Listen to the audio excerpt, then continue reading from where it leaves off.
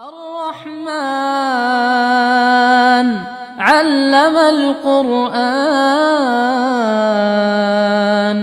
خلق الإنسان علمه البيان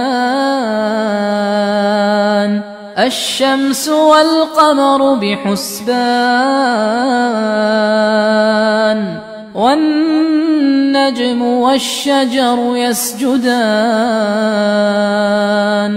والسماء رفعها ووضع الميزان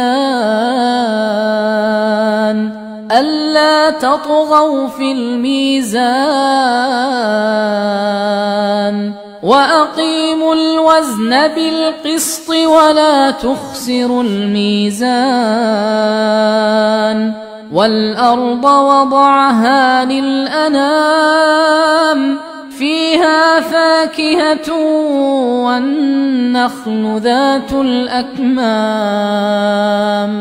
والحب ذو العصف والريحان فبأي آلاء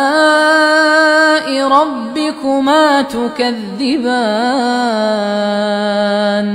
خلق الإنسان من صلصال كالفخار وخلق الجان من مارج من نار فبأي آلاء ربكما تكذبان